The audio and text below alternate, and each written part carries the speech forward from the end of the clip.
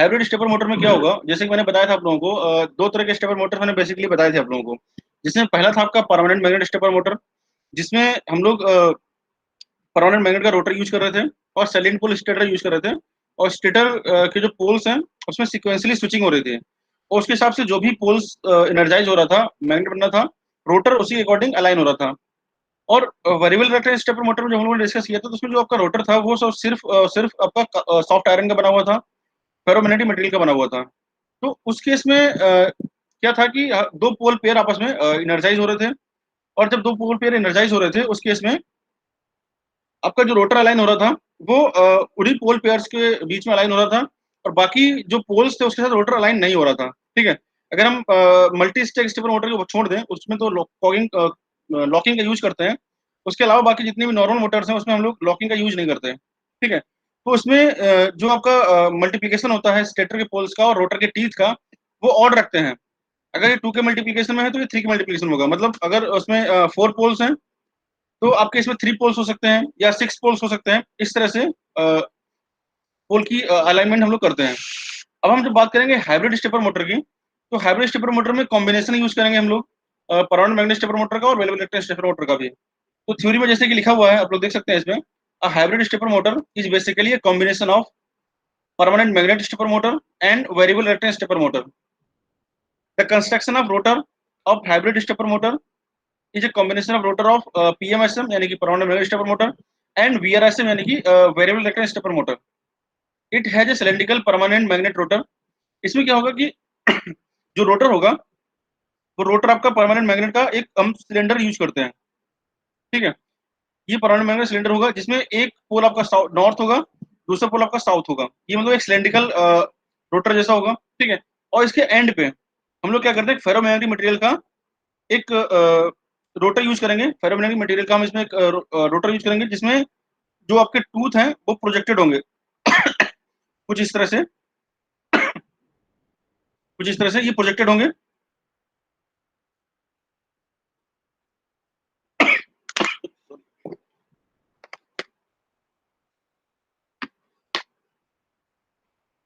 इसमें आपके कुछ इस तरह से जो आपके टीथ हैं, ये आपके टीथ कुछ इस तरह से ये प्रोजेक्टेड होंगे।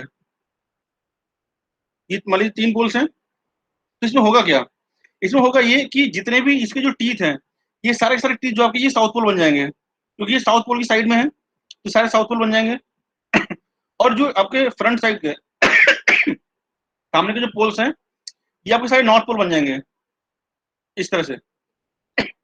और इसमें एक खास बात और होती है कि इनकी जो प्लेसिंग है कुछ इस तरह से की जाती है ज्योमेट्रिकली, कि ये नॉर्थ पोल है ये दोनों साउथ पोल के बीच में आएगा, ताकि अगर हम इसको सामने से देखेंगे तो सामने से देखने पर कुछ इस तरह से दिखाई देगा ये। ठीक है। पीछे का अगर मैं इसको अगर डॉटेड लाइन से बनाना चाहूँ या मैं इसको रेड से बना देता हूँ कुछ इस तरह से। अगर ये फ्रंट एंड है, ठीक है, फ्रंट एंड है और ये अगर आपके नॉर्थ पोल का एंड है, ठीक है, तो जो इसका रियर एंड होगा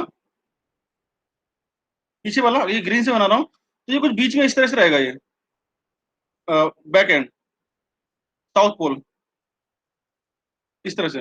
और ज्योमेट्रिकली क्या कहते हैं, इस तरह से होते हैं कि इनके बीच का जो डिस्टेंस है, एंगुलर डिस्टेंस, वो डिस्प्लेसमेंट वो इक्वल रहेगा। ठीक है। अगर मान लीजिए थ्री है तो एक दोनों के बीच का जो आपका एंगल होगा 120 डिग्री, अप्रोक्सीमेट 120 डिग्री होगा। इनके बीच का एंगल भी 120 डिग्री होगा। लेकिन इसको ज्योमेट्रिकली कुछ इस तरह से प्लेस किया जाता है ताकि ये पीछे का साउथ पोल दो नॉर्थ पोल के एग्जैक्टली बीच में आए। तो इन दोनों के बीच का जो एंगल है आपका वो कितना हो जाएगा, आपका हो जाएगा 60 डिग्री। इसकी यहाँ से यहाँ तक बीच का 60 डिग्री हो जाएगा इस तरह से। ठीक है। यही यहाँ पर थ्योरी में यहाँ पे यूज लिखा गया है।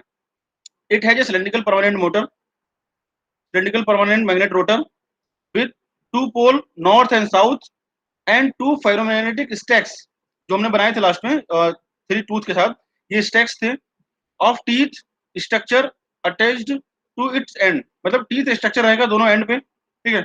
इसमें से एक एंड नॉर्थ पोल होगा, दूसरा एंड साउथ पोल होगा, क्योंकि मैग्नेट परमानेंट है तो जाहिर सी बात है इसमें एक एंड साउथ होगा एक एंड नॉर्थ होगा। These two stacks have equal number of teeth, दोनों में थ्री थ्री टीथ हैं, इक्वल नंबर ऑफ टीथ होंगे, and with an offset in their teeth position equal to one half of its tooth pitch as shown in figure। ठीक है। The stator has salient pole structure continuous from one end to other end, मतलब जो stator है वो पूरा का पूरा इस तरह से सिलेंड्रिकल होगा, ठीक है, इसमें कोई भी स्टैक्स नहीं होंगे, आपको पूरा कंप्लीटली सिलेंड्रिकल रोटर यूज करेंगे इसमें हम लोग, ठीक है।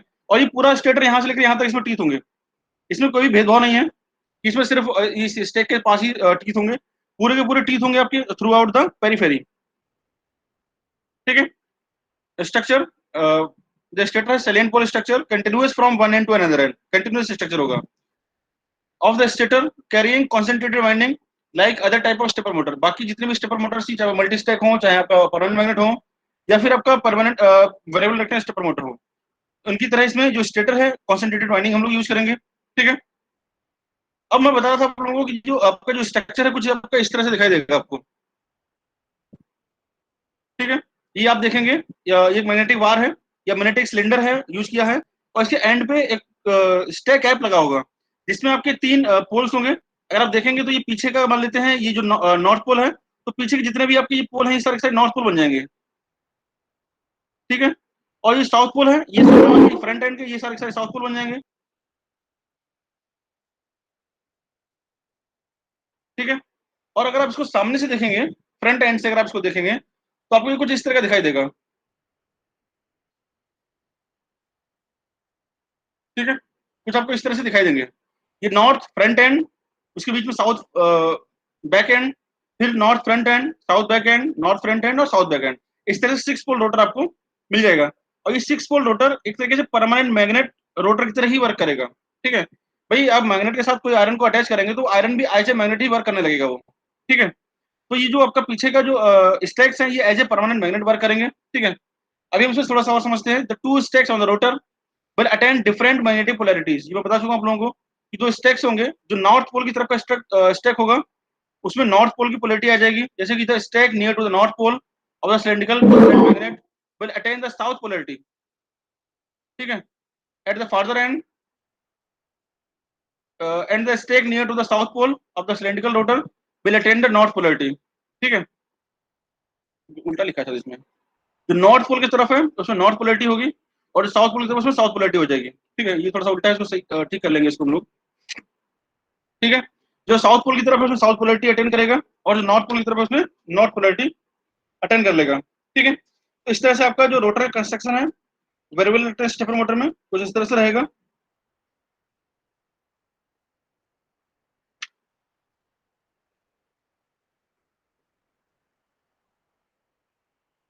ठीक है। तो इस तरह से ये पोलैरिटी अटेंड करेगा। The south pole of the stack at the farther end are shown in dotted line, मतलब जो बैक एंड है उसको डॉटेड लाइन से किया गया है। आप देखेंगे इसमें जो रोटर है, जो सॉलिड लाइन है नॉर्थ पोल ये फ्रंट एंड है, ठीक है। और जो बैक एंड है पीछे का एंड साउथ पोल, इसको सॉलिड लाइन से शो किया गया है, ठीक है।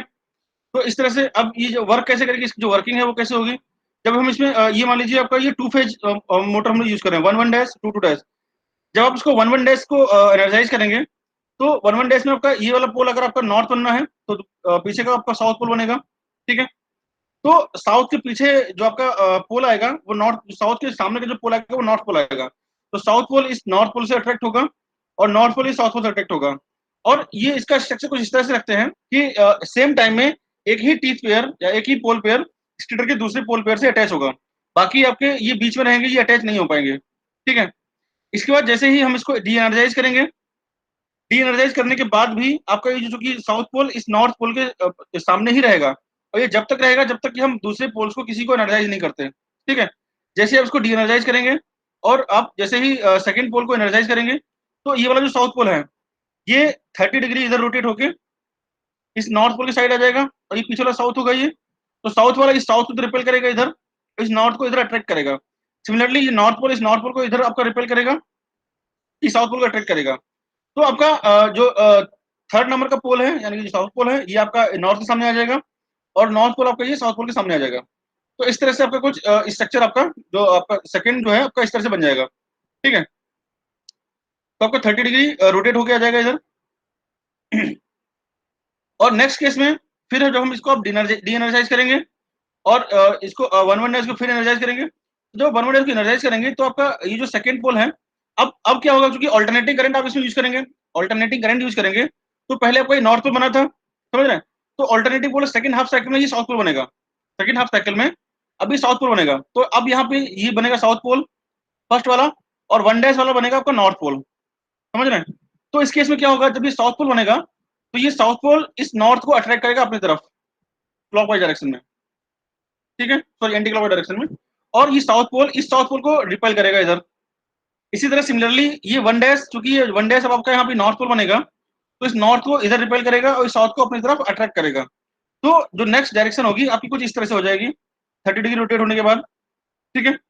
सिमिलरली जब आप इसको दोबारा से रोटेट कराएंगे, इसको आप डीएनर्जाइज करेंगे और दोबारा से 2 को एनर्जाइज करेंगे, तो 2 जो कि पहले आपका 2 नॉर्थ बना था, अब 2 आपका साउथ बनेगा, क्योंकि ऑल्टरनेटिव करंट यूज कर रहे हैं। जब पीएमएसएम हम लोगों ने पढ़ा था तो हम वहां पे डीसी यूज कर रहे थे। ये डिफरेंस समझिएगा, आपको लग रहा होगा कि नहीं सर ये तो परमानेंट मैग्नेटिक स्टेपर मोटर की तरह ही है, लेकिन वैसा नहीं है। वहां पे हम लोग डीसी यूज कर रहे थे और वहां पे हर पोल हर बार में सेम पोलैरिटी का ही जनरेट हो रहा था, समझ रहे हैं। तो वो अपोजिट पोलैरिटी को ही अट्रैक्ट कर रहा था, ठीक है। आप देखेंगे जैसे मैंने आपको लास्ट क्लास में दिखाया था, लास्ट क्लास में परमानेंट मैग्नेट आप देखेंगे इसमें हमेशा आपके साउथ पोल ही बनेगा, नॉर्थ को ही अट्रैक्ट करेगा अपनी तरफ, समझ रहे हैं। तो इसमें और चूंकि हम डीसी यूज कर रहे हैं, करंट डायरेक्शन में सेम रहेगी, तो आपका ये सेम पोलैरिटी का साउथ पोल ही जनरेट होंगे सारे सारे, ये नॉर्थ जनरेट नहीं होंगे, समझ रहे हैं। तो इस तरह से आपका ये नॉर्थ पोल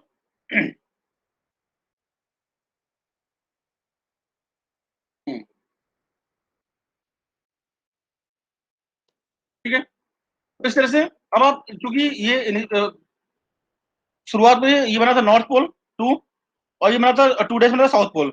अब नेक्स्ट हाफ साइकिल में आपका 2 बनेगा साउथ पोल और 2 बनेगा नॉर्थ पोल।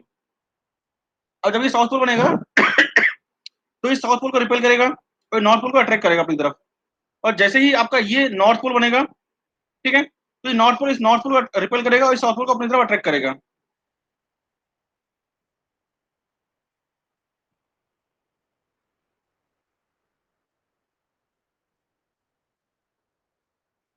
ठीक है। तो इस तरह से आपका जो हाइब्रिड स्टेपर मोटर है ये वर्क करेगा। इनमें आप लोग डिफरेंस ध्यान रखिएगा, कभी कभी आपसे इसमें डिफरेंस भी पूछ लेता है कि क्या डिफरेंस है। परमानेंट मैग्नेटिक स्टेपर मोटर में हम लोग डीसी यूज कर रहे थे, एसी यूज नहीं कर रहे थे। वेरिएबल रिलेक्टेंस स्टेपर मोटर में हम लोग एसी यूज कर रहे थे, ठीक है, लेकिन रिलेक्टेंस जो आपका रोटर था वो सिर्फ फेरोमैग्नेटिक मटेरियल बना हुआ था, सॉफ्ट आयरन का बना हुआ था। हाइब्रिड स्टेपर मोटर में हम लोग परमानेंट मैग्नेट का स्टेपर मोटर की जरा ही आपको रोटर दिखाई देगा इसमें, लेकिन इसका वर्किंग उसकी वर्किंग से अलग है, समझ रहे हैं। क्योंकि इसमें जो स्विचिंग है ऑल्टरनेटिव करंट के थ्रू होगी, तो एक बार ये नॉर्थ बनेगा फिर साउथ बनेगा, ये नॉर्थ बनेगा ये साउथ बनेगा, नेक्स्ट हाफ साइकिल में आपका ये नॉर्थ ये साउथ और नॉर्थ मतलब जो पोल्स हैं इनकी पोलैरिटी चेंज होगी, ठीक है। तो इस तरह से आपकी हाइब्रिड स्टेपर मोटर ये वर्क करेगी, ठीक है। इसमें इसका स्टेप एंगल का फॉर्मूला सेम वही रहेगा जो आपका वेरिएबल रिलेक्टेंस स्टेपर मोटर में था, 360 divide by number of phases on the stator, number of total poles मतलब फ्रंट एंड और रियर एंड दोनों ही पोल्स को आप यूज ऐड करके लिखेंगे इसमें, number of total poles on the rotor. इसमें ऐसा नहीं कि हमने सिर्फ और सिर्फ सॉलिड लाइन के ऐड कर लिए और डॉटेड लाइन को छोड़ दिए। टोटल टोटल 6 पोल बनने हैं, तो टोटल हम 6 पोल लेंगे यहाँ पे, ठीक है। तो अगर आप इसको निकालने जाएंगे तो ये 360 डिवाइड बाई आपका एम 2 फेस थी इंटू 6 था ये, तो आपका करीब आ जाएगा 30 डिग्री का एंगल यहाँ पे ये आ जाएगा, ठीक है। इसी तरह से कई सारे क्वेश्चंस आपके एग्जाम में आते हैं कि नंबर ऑफ पोल्स गिवन है, रोटर के नंबर ऑफ फेसेस गिवन है और स्टेप एंगल निकालिए, या उल्टा भी आ सकता है। स्टेप एंगल आपको दिया रहेगा कि इतना 7.5 डिग्री स्टेप एंगल निकालने के लिए अगर आपको स्टेटर रोटर पे आपके मान लीजिए 6 फेज है, तो आपको कितने फेज की कितना फेज आपको यूज करने पड़ेंगे स्टेटर में, इस तरह से क्वेश्चन भी पूछ सकते हैं, ठीक है। तो ये तो हो गया आपका इसके वर्किंग के बारे में और इसका स्टेप एंगल, ठीक है। ये नोट आप याद रखिएगा, ये नोट आपको परमानेंट मैग्नेटिक स्टेपर मोटर में भी आपको याद रखना होगा। नोट क्या है, नोट ये है the rotor of hybrid stepper motor due to its magnetic behaviour has a tendency to align itself with the stator poles even in absence of any excitation of stator winding in a particular position। क्योंकि permanent magnet का rotor है तो magnet permanent है, poles पे भले ही excitation ना हो लेकिन है तो वो आयरन के ही, तो वो आयरन के हैं तो किसी भी पोल से अलाइन हो सकता है आपका रोटर। तो ये इसका डिमेरिट होता है, इसका एक डिसएडवांटेज होता है, ठीक है। Similar to that of permanent magnet stepper motor that it is a demerit of hybrid stepper motor. तो जब भी आप परमानेंट मैग्नेट का रोटर यूज करेंगे, चाहे आप डीसी मोटर में यूज करें, तो उसका ये डिमेरिट होता है, वो अपने आप ऑटोमेटिक अलाइन हो जाएगा किसी भी पोल के अकॉर्डिंग, जो उसका मिनिमम रिलेक्टेंस का जो पाथ होगा उसके अकॉर्डिंग वो अपने आप को अलाइन कर लेगा वहां पे, ठीक है। तो ये इसका डिमेरिट होता है। कुछ और डेफिनेशंस हैं जो आपके एग्जाम में पूछे जाते हैं, ठीक है, तो इनको आप ध्यान रखिएगा। इसको मैं थोड़ा सा डिस्कस कर लेते हैं हम लोग। जैसे स्टेप एंगल है, स्टेप एंगल मैंने बताया था, आप लोगों को फॉर्मूला पढ़ाया, आपको निकालना बताया, लेकिन अगर पूछे आपसे व्हाट इज स्टेप एंगल, तो उसकी डेफिनेशन क्या लिखेंगे आप? अभी फॉर्मूला लिखे तो नहीं आएंगे ना, तो डेफिनेशन समझ लीजिए उसकी। It is the angle through which rotor shaft rotate for each electric pulse given to the motor. इसको अक्षर से आप एज इट इज ऐसे ही याद रखेंगे। अगर एग्जाम में पूछा जाए व्हाट इज स्टेप एंगल, तो सेम एज इट इज इसी सेंटेंस में आप लिखेंगे, अपनी तरफ बना के कुछ और नहीं लिखेंगे, ठीक है। ये स्टेप एंगल हो गया, ओके। नेक्स्ट आपका है single step resolution. Single step resolution क्या है, ठीक है। It is inversely proportional to the step angle, मतलब 1 अपॉन स्टेप एंगल करेंगे 1 upon alpha, then that will be the step angle, single step resolution. Smaller the step angle, greater the step per revolution, and hence higher the single step resolution. It is also called the step per resolution, step per revolution, ठीक है, and higher the single step resolution. ये आप ध्यान रखिएगा, ये पूछता है exam में कभी। नेक्स्ट आपका होल्डिंग टॉर्क। होल्डिंग टॉर्क क्या है? At standstill motor opposes the rotation of rotor due to load inertia. The holding torque is introduced for measure of this opposing torque. So holding torque may be defined as the maximum load torque that can be applied to the motor shaft of an excited motor without causing continuous rotation of the rotor. इसका मतलब समझिए, definition तो मैंने आपको बता दी। आपको लग रहा होगा कि बहुत लंबी डेफिनेशन क्या है, कुछ नहीं है, बहुत आसान है। इसका मतलब ये है, होल्डिंग टॉर्क उस टॉर्क को कहते हैं जिसको अगर आप देते हैं तो मोटर रोटेट होती है, कंटिन्यूस रोटेशन नहीं होना चाहिए मोटर में, समझ रहे हैं? जैसे कि अब ये कंटिन्यूस रोटेशन क्या है? जैसे मान लीजिए मैंने आपको 1 1 डैश के अलाइन किया, ठीक है, इसको डीएनराइज किया, जैसे हम 2 2 को अलाइन करेंगे, तो इस 2 2 को अलाइन करने के बाद जो आपका टॉर्क है आपका, वो इतना टॉर्क होना, ऐसा ना हो कि इतना टॉर्क हो जाए कि ये इतनी स्पीड से इसके पास तक आए कि इसके पास आके वो रुके ही ना, वो आगे तक फॉरवर्ड हो जाए, समझ रहे हैं? मतलब कंटिन्यूस रोटेशन होने लगे। कंटिन्यूस रोटेशन एक तरीके का डिफेक्ट कहा जाता है किसी भी स्टेपर मोटर में, समझ रहे हैं? Continuous rotation is a very severe defect in a stepper motor. Continuous rotation नहीं होना चाहिए किसी भी केस में। आपने जितना पल्स दिया, जितना कहा है उसको उतना ही काम करना है, ठीक है। आपने अगर उसको 30 डिग्री रोटेट कराना है तो 30 डिग्री ही रोटेट करे। 30.1 भी अगर रोटेट हो गया, 30.01 भी अगर आगे चला गया, तो इसका मतलब है कि उसमें डिफेक्ट है। आप प्रिंटर में यूज करने जाएंगे तो प्रिंटर में प्रिंटिंग होती है, तो वो एक लाइन में होती है और एक प्रॉपर डायरेक्शन के थ्रू होती है। अगर उसमें अगर 0.01 डिग्री का भी अगर ऊपर नीचे हो जाएगा, तो वो प्रिंटिंग ऐसी मतलब ब्लर हो जाएगी कि आप उसको देख भी नहीं पाएंगे और टेक्स्ट जो होगा तो पढ़ भी नहीं पाएंगे, समझ ना? तो इतना प्रिसीजन रिक्वायरमेंट होती है उसकी। तो इसी वजह से होल्डिंग टॉर्क उस टॉर्क को कहते हैं कि हम उसको उस टॉर्क को बोला जाता है कि आप उसको दें, लेकिन जिससे कि आपका कंटिन्यूस रोटेशन ना हो, ठीक है। Stand still motor opposes the rotation of rotor due to the load inertia. The holding torque is introduced for measure of its opposing torque. जो opposing torque है, so the holding torque may be defined as a maximum load torque that can be applied to rotor shaft of an excited motor without causing continuous rotation. मतलब इसको रोकने के लिए हम अलग से एक टॉर्क लगाते हैं ताकि मोटर जो है वो अपने एक्चुअल पोजीशन से आगे ना चली जाए, समझ रहे हैं? तो this is called the holding torque. और कई बार तो ऐसा होता है कि रोटर की इनर्शिया अपने आप में उस होल्डिंग टॉर्क को बियर करने के लिए कैपेबल होती है। कई बार क्या होता है कि उसका जो रोटर है वो काफी हल्का होता है, ठीक है, और उसको लोड काफी ज्यादा लगा हुआ है। तो अगर लोड ज्यादा लगा हुआ है और आप उसमें कुछ टॉर्क देंगे, तो टॉर्क की वजह से उसमें कुछ काफी ज्यादा एनर्जी आ जाएगा उसके अंदर और मोमेंटम आ जाएगा। तो उस मोमेंटम की वजह से वो अपने पोजीशन से आगे ना चला जाए, इसके लिए हम उसमें अलग से टॉर्क का अरेंजमेंट करते हैं, और ताकि उसको वहां पे रोक के रखे, उसके आगे ना चला जाए। तो that torque is called the holding torque, ठीक है। At standstill motor opposes the rotation of rotor due to the load inertia. The holding torque is introduced for measure of its opposing torque. So the holding torque may be defined as the maximum load torque that can be applied to the rotor shaft of an excited motor without causing continuous rotation of the rotor. तो continuous rotation किसी भी कीमत में नहीं होना चाहिए, क्योंकि ये डिफेक्ट होगा, इससे काफी सारी डिफेक्ट्स आ जाएंगे। अगर आपका प्रोडक्शन चल रहा है, सभी लाइन चल रही है, प्रिंटिंग हो रही है, तो उसमें काफी डिफेक्ट आ जाएंगे।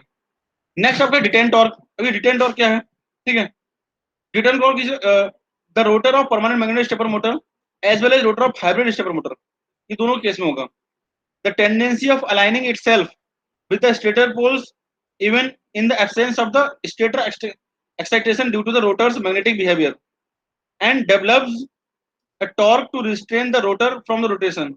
The detent torque is measure of its tendency. So the detent torque may be defined as the maximum load torque that can be applied to the rotor shaft without causing the continuous rotation of the rotor. समझ रहे? Holding torque था आपका VRS में available electric stepper motor के लिए, और detain torque होगा आपका परमानेंट मैग्नेट या फिर हाइब्रिड स्टेपर मोटर में. इसमें क्या होगा, इसमें वो मैक्सिमम टॉर्क जो आपका जरूरी हो, जिससे कि क्योंकि अगर ऑलरेडी अलाइन है रोटर तो आप उसको उससे अलग करेंगे, मतलब उसको रोटेट कराने के लिए उस जो भी उसका टॉर्क होगा या जो भी मैग्नेट का जो स्ट्रेंथ होगी आपको उससे ज्यादा टॉर्क उसमें देना पड़ेगा. और जब उससे ज्यादा टॉर्क देंगे तो जब जरूरी नहीं है कि वो अपने पोल्स के पास जाके एकदम से रुक ही जाएगा, वो अपनी इनर्शिया की वजह से आगे भी जा सकता है. तो उसको रोकने के लिए भी फिर आपको अलग से टॉर्क लगाना पड़ेगा. तो जो मैक्सिमम टॉर्क की रिक्वायरमेंट होगी उसको कंटिन्यूस रोटेशन से रोकने के लिए that will be called the detain torque. ठीक है, और मेरे ख्याल से आपको समझ में आ गया होगा. एक बार आप उसको थोड़ा सा पढ़िएगा, जैसे अब जब आप खुद से पढ़ेंगे तो आपको और थोड़ा सा क्लियर हो जाएगा ये.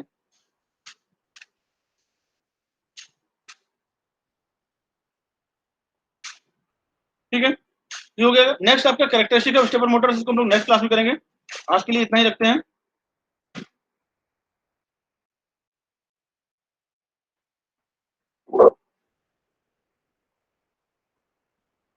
अटेंडेंस बताना भाई आप लोग.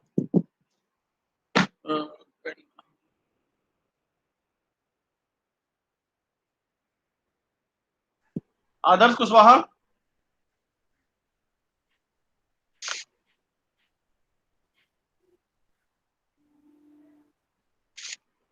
आदर्श, Akash Singh, yes sir. Akriti Mittal, present sir.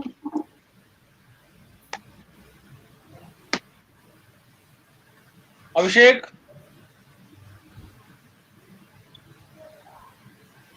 अभिषेक, Achint, present sir. Aishwarya Arora, present sir. Amandeep Singh, Amandeep Singh, Akash Kushwaha, Akhil Bhatia, Amandeep Singh, Ankit Chaurasia, Ankit अभी तो जुड़ा था ये.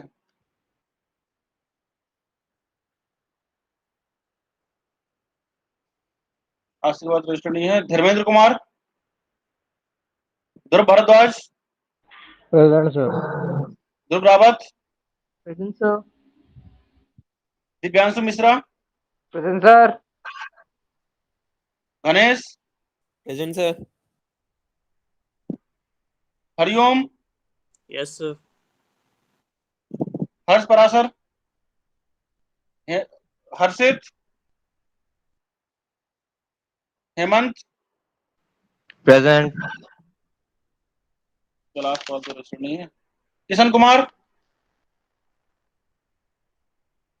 Manik Gaur, Manoj Yadav, Zahid, yes sir. Alwar Khan, Pawan Kashyap, registered नहीं है. Pratham Gupta, yes sir. Priyam Chandra,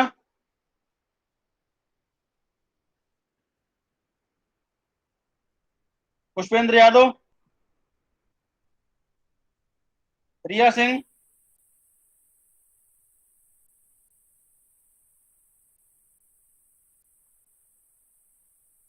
Rudransh, Sachin Yadav, yes sir. Okay, Shivam Rajput, Shivam Mishra, present sir. Shreya, present sir. Shubham Dubey, present sir. Siddharth, हाँ रिया सिंह बेटा लगा दिया आपका. शुभम दुबे नहीं. Suraj Prakash, Ved Prakash, Vikrant, Shivam Goyal, roll number 10. Yes sir. Roll number 10 Ankit ना, तो लगा दिया मैंने. Sir last roll number. हाँ लास्ट हो गया.